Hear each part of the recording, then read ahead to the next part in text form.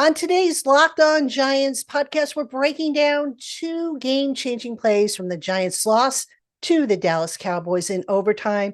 That's coming up next on the Locked On Giants podcast.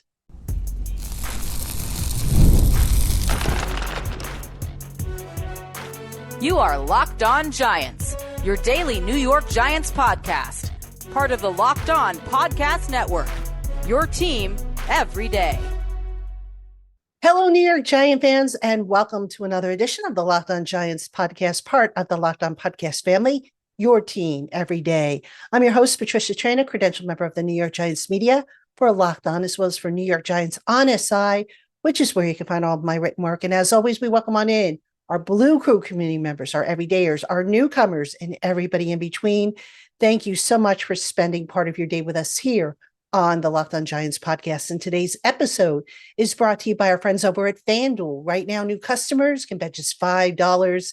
And if your bet wins, you'll get $300 in bonus bets to use across the app. All right, Giant fans, on today's Locked On Giants podcast, we're going to go to the film room. I have a new feature that I'm going to try and do once a week with you here on the Locked On Giants podcast, which is we're going to take a look at a couple of critical plays from the previous weekend's game. All right. So I actually have the diagrams of two plays that I think made a difference for the Giants in the loss against Dallas. So we'll break down what happened. Was it the scheme? Was it something else? We'll just break all that down for you. Two plays coming up in the first segment. Then in the second segment, we're going to take a look at the recurring problems. It's the same old, it seems, with this Giant team. What didn't they do well? You know, head coach Brian Daboll spoke to the media on Monday afternoon, and he said the loss was a collective effort. And it was a collective effort, but there were things that carried over from last year to the first two games this year. We're going to talk about what those are in segment 2. And then finally, in segment 3, I want to focus on the offensive line, specifically the play of Marcus Mbow, who stepped in at left tackle to settle things down after James Hudson had his meltdown. So does Marcus Mbow, did he do enough to warrant a spot in the starting lineup? We'll take a look at that. And I have some ideas about how they can maybe shore up that offensive line, if you will. So that is today's schedule of topics. Again, welcome on in to everybody. All right, let's get into it. So as I see it, there were two critical plays, two game-changing or momentum-changing plays for the New York Giants in their loss to the Dallas Cowboys. The first, of course, was the 18-yard reception by tight end Jake Ferguson. That coming up towards the end of the fourth quarter, it set up the game-tying field goal. So we'll break that one down first, and then we will take a look at the Russell Wilson interception in overtime. So what I'm going to do is I'm going to put the diagram, courtesy of True Media, on the screen of the Ferguson catch. Okay, so here's what you see is the diagram of the Ferguson catch. The red line, as you can see, that's the route that the tight end or the intended receiver ran. Now, in terms of what the Giants tried to do on the scheme, the way it looked initially, when you look at it on the all 22, is that the Giants ended up creating like a half circle around Jake Ferguson. All right. So in other words, they were supposed to bracket him. All right. They weren't supposed to create a half circle around him. And by half circle, I mean, you had Bobby Okereke on the quarterback's left side. You had Dane Belton, the safety, over the top, and Drew Phillips, the slot cornerback, was off to the right side. So they were supposed to bracket him. It was supposed to be Okereke and Belton bracketing Jake Ferguson. That's not what happened on that play. What happened was that Okereke didn't take the proper depth on the play. All right. So I don't, from judging from the all 22, which unfortunately I can't show you on the podcast due to we don't have a license to show you that, but the all 22 showed that Okereke took a little too deep of a drop. All right. So he was, instead of coming closer to be the underneath guy for Ferguson, he was so far off. He was like literally on the opposite end of the hash marks, Well, Ferguson, his route took him towards the opposite end of the other hash marks, right? In the meantime, you had Dane Belton, who, for whatever the reason, instead of coming up on the tight end, he was backpedaling. So that created a huge pocket for Jake Ferguson to exploit. And of course, Dak Prescott, looking right over the middle, saw that, fired the ball. When the ball came out of his hands, that's when Okereke realized, oh gosh, I'm too far, I'm not close enough. So he's tried to scramble to close that gap. Didn't really get there in time. The ball was caught. Now Okereke was part of the tackle, so we'll give him that. But he was basically not in the right position from what I could tell on the all 22. He was too far out. So Ferguson had this huge area to manipulate, to maneuver with the ball. Dak Prescott saw it, 18-yard completion. The Cowboys kept marching on. Game ties, goes into overtime, and we all know how it ended. So that's what I saw, what happened on that particular play. So is that a scheme type of a situation or an execution one? I believe it might have been execution. Now, I don't know why Bobby Okereke wasn't a little closer. I don't know why Dave Belton was backpedaling. Maybe there was a miscommunication. If there was, then obviously you could point to that being the scheme. And you can also say, hey, Shane Bowen, better simplify things if your guys are messing up and they're not executing, or if there are miscommunications. And, we saw miscommunication, where they had 12 men on the field. So if there's that much confusion going on, Bowen needs to simplify things. It's that simple. And until such time when that happens, I fear there might be more miscommunications, more breakdowns, as we saw with this particular play. Okay, now let's take a look at the Russell Wilson interception in overtime. Now, after the game, Russell Wilson told reporters that it was just a simple misunderstanding, a miscommunication. And right off the bat, everybody thought he was kind of pointing the fingers at Malik Nabers. But here's what actually happened on the play. All right. So Russell Wilson dropped back. All right. And Marcus Mbow, who was playing left tackle, was actually put on roller skates by Sam Williams, the defensive end. What I think happened is, if you look at the all 22 again, you can see Mbow and Williams standing literally right in front of Wilson, who was trying to find Nabers down the sideline. He could not see past those two. So I think what happened is Russell, instead of, being able to see what was going on, that maybe if Malik ran the wrong route, which is possible, instead of adjusting his throw, Russell threw it up, and he threw it quickly to avoid the sack. Now, in the meantime, Nabers was running. He saw the ball. He tried to adjust when he saw where it was coming, but it was too late. Donovan Wilson, the safety of the Cowboys, was in perfect position to pick it off. Game over for the Giants, right? Drive over, game over. Just another, mistake, a breakdown that started with a pressure, right? And again, that's what the all 22 showed in terms of that play and what happened. So you had two of the biggest plays in that game, a result. Maybe, the first one, like I said, might have been a little bit scheme, might have been more so execution. But the second one, the interception, I think that was more execution. Basically, like I said, you had two big bodies in front of Russell Wilson. Had he been able to see what was going on down the field, I think maybe he would have adjusted his throw, put the ball on the money for Malik Nabers.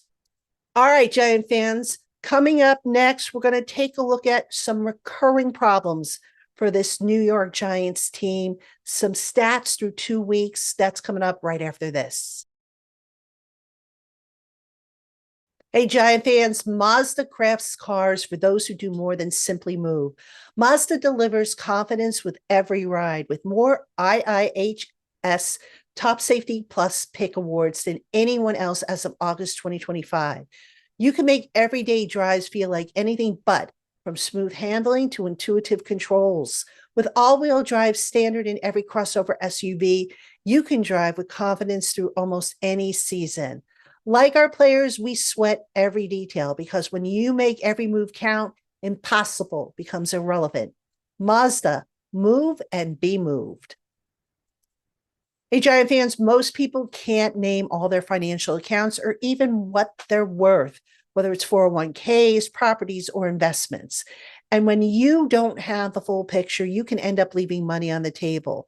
That's why there is Monarch Money. It's an all-in-one personal finance tool that brings you your entire financial life together in one clean, easy-to-use interface on your laptop or your phone.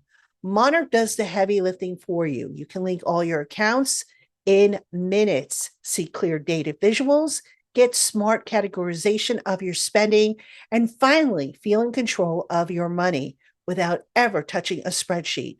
Monarch makes it simple to review my finances with my husband. We can both see our budgets, our goals, our spending activity all in one place.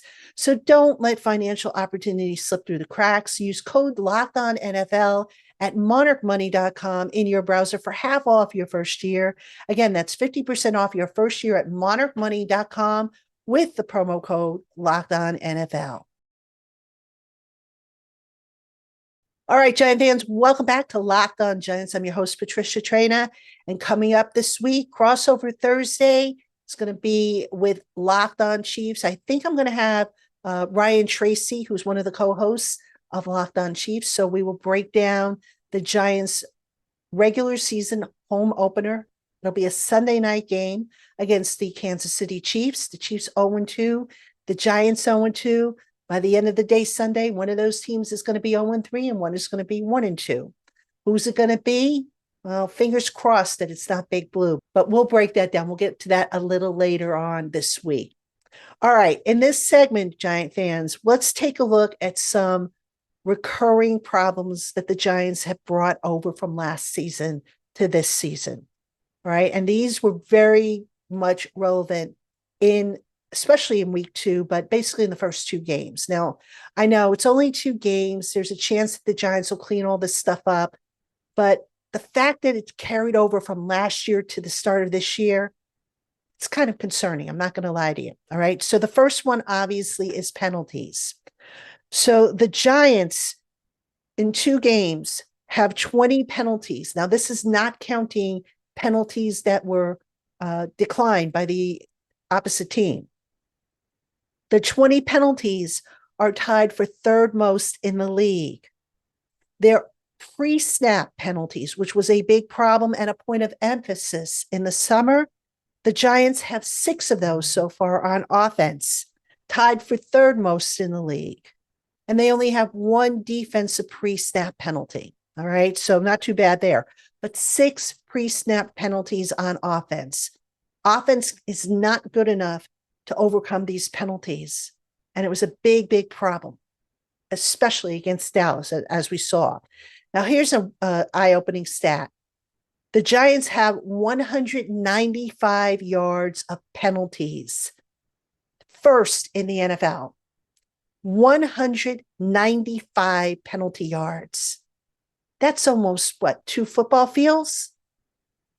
Can you imagine what the point total would be, the average point total for the Giants would be if they cleaned up some of this? I mean, that's just a whopper, in my opinion. So penalties still very much a problem. And I just don't know what they do. I mean, we saw what happened with James Hudson and how Brian Dable pulled him out of the game because he basically lost his cool. But you can't pull everybody out of the game every time somebody makes a mistake. You have to kind of, distinguish between what's an aggressive penalty, what's a mental error, and whatnot. But the pre-snap penalties, if that doesn't drive Brian Dable nuts, then I don't know what else will. So that was a big factor, obviously. All right, one more offensive stat I want to mention. And this is something I mentioned yesterday, but I've got some context for you. Red zone. Giants have converted 14.29% of their red zone opportunities, 1 of 7, 31st in the league. I guess you could take solace in the fact that there's a team worse than the Giants in the red zone. I don't know about you, but I can't. The red zone, I call it the dead zone, as you guys and gals know. Giants have just been terrible in the red zone. This is a problem they had last year with different quarterback play. And I just don't know what the answer is. I don't know if it's the play calling, the execution. I personally think it has to do with the fact that the Giants call some plays down there that are slow to develop. You know, if you're down in the red zone, you've got to basically do bang, bang plays. You can't sit there and have guys run wide or take forever to have plays develop, because ultimately your guys are going to get covered. They're going to get tackled. You know, you've got to do snap decisions. And I don't think the Giants have done a very good job of that when in the red zone, especially when they're inside the 10-yard line. They just have not done a good job with calling quick plays. And that's something that obviously has to change. All right, now let's talk about some defensive stats. Now, I think all of us, myself included, thought that this defense, given the influx of talent that they brought, would be knocking on the door to be a top 10 unit. Nope, not even close. Not even close through 2 games. So how bad has it been? Let's start with the run defense. Giants have allowed 177.7 rushing yards, last in the NFL, 32nd. They have allowed 5.92 yards on the ground per rushing play, 31st in the NFL. If you're giving up close to 6 yards per rushing play, guess what? Your opponent's going to have a lot of short yardage situations. And that's going to make it even harder for your defense, especially on the back end.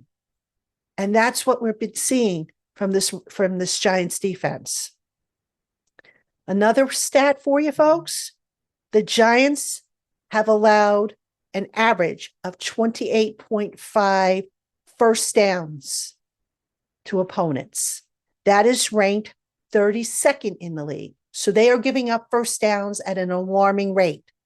You don't see very many 3 and outs forced by the Giants defense, at least not through the first 8 quarters of this season. That was a problem, by the way, last year. And then, of course, can we talk about the red zone, which has also been kind of a dead zone for the Giants defense. They have allowed a conversion rate, 85.71%, 31st in the league. All right. So is it any wonder that the Giants are 0-2? You know, the coaches, they can point to injuries, they can point to execution, they can point to whatever they want. Brian Dable, in his news conference with reporters on Monday, said it's a collective effort. Everybody's got to do better.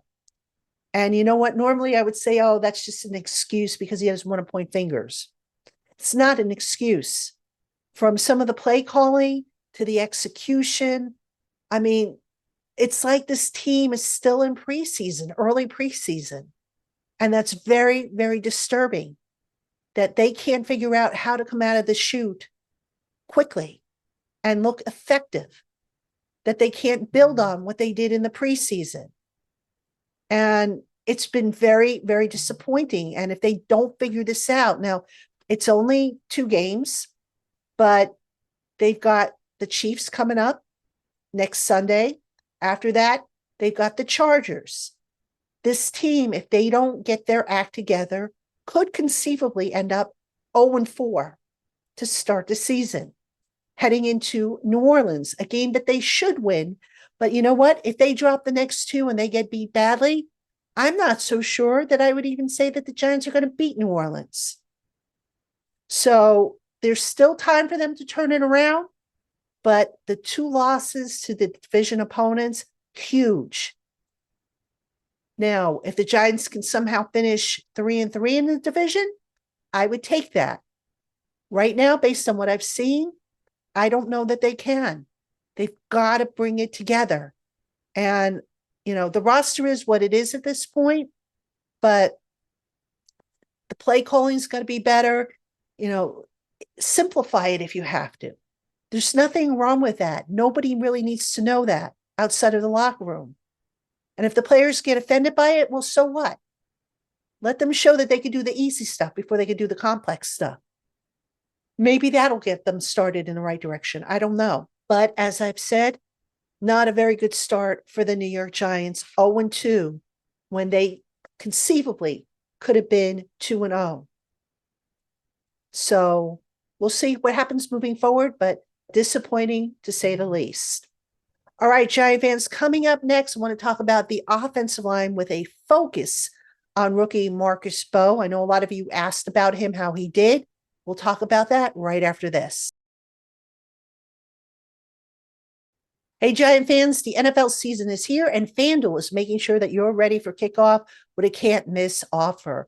Right now, new customers can bet just $5, and if your bet wins, you'll get $300 in bonus bets to use across the app.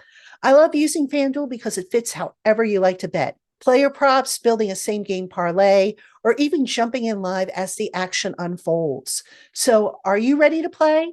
Download the FanDuel app now by visiting FanDuel.com to get started. That's FanDuel.com to place your first $5 bet. All right, Giant fans, welcome back to Locked On Giants. I'm your host, Patricia Traina. And in this segment, let's talk about the Giants' offensive line. All right.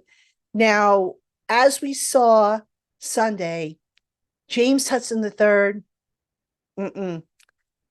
not a good showing. Lost his cool, just was all over the place. You know, aggressive, being an aggressive player like he is can be a good thing. But if it's not a controlled aggression, it's a bad thing. And it was a bad thing for him and the Giants on Sunday. Now, the hope is that Andrew Thomas will be back this week against the Chiefs.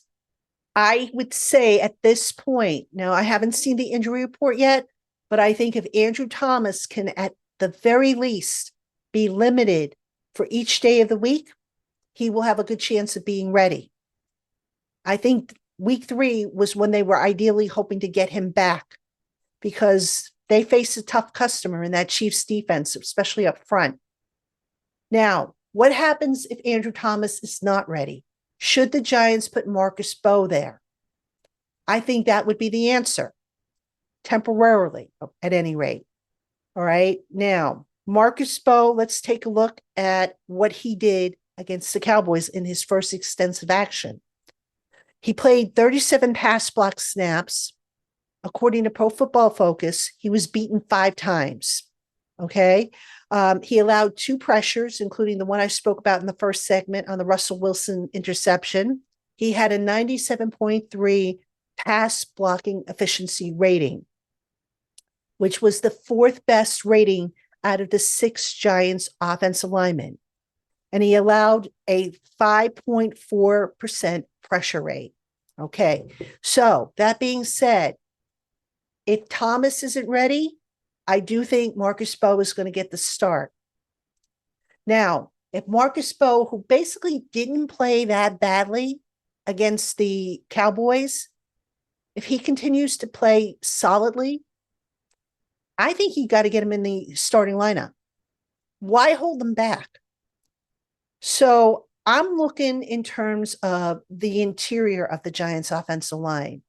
Now, the interior, the 2 guards, Van Roten and Runyon Jr., and Schmitz at center, a little bit better than week 1. Runyon was seen going for an x-ray after the Cowboys game, something with his back. So we will have to see what is going on there. Ultimately, though, if Mbow looks good again this week, and I do believe, again, if Thomas isn't ready, Mbow will get the start. You've got to get that kid in there. Don't leave him lingering on the bench. Okay, so one thing they could potentially do that I would think would make sense, maybe move Jermaine Illuminor inside the guard and put Mbow at right tackle, because that's going to be his position anyway down the line. You could also say, okay, you know what? Why mess with Illuminor? He's been doing really well at right tackle. Maybe you put Mbow inside at guard, whether it be at left guard if Runyon can't go. Although I think in that case, they would probably put Aaron Stinney over there. Or you say, oh, okay, you know what? The kid took most of his practice reps during the summer on the right side. So let's plug him in at right guard, where Greg Van Roten, a little better than last week, but still, I would say amongst the weakest links on the offensive line. So I'd be curious to see how an offensive interior of, Runyon, if he could play, obviously, Schmitz and Mbow would perform. I think it might be a little bit better because, again, the Giants had trouble running the ball against the Cowboys. They were not getting a push at the second level and beyond. So what do you have to lose at that point? Would the Giants do that? Well, ideally, you don't want to have to upset the apple cart. You don't want to have to make multiple changes. And I don't think the Giants are ready to pull the plug on their returning offensive linemen just yet. But look, if you're going to ultimately get that running game going, you've got to do something because they're just not getting the push they need up front. And they can't just keep passing the ball because ultimately teams are going to zero in on that. They're going to figure out a way to shut them down with the passing game. I mentioned, in week 1, how the Giants kept force feeding it to Malik Neighbors. And ultimately the Commanders figured out how to stop Malik Neighbors and they challenged the Giants to beat him with other guys. Well, if you can't run the ball, how are you supposed to, lean on the pass that much? It doesn't work that way.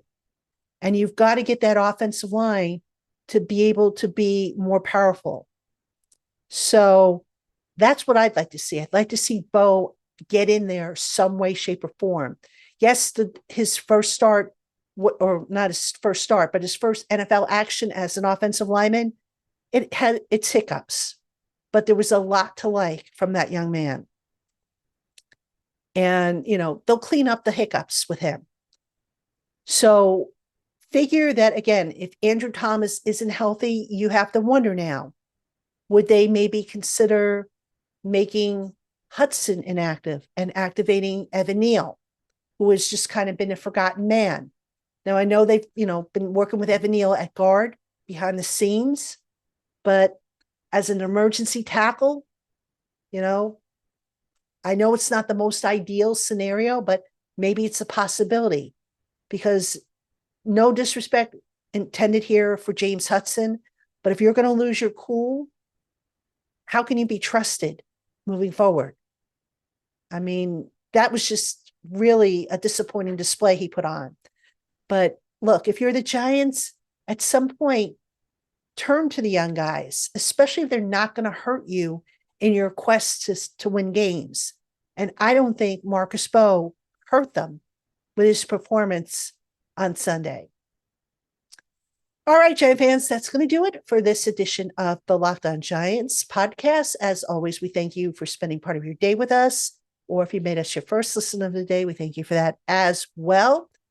For your next listen, check out the Locked On NFL podcast. Tyler, the Madman Rowland, gives you a shot of espresso to start your football day, while Tony Wiggins takes you into the barbershop for the smoothest breakdowns to end the day. Find Locked On NFL on YouTube or wherever you listen to your podcasts. All right, Giant fans, I'll be back tomorrow with an all-new episode of Locked On Giants. Until then, have a great one, everybody.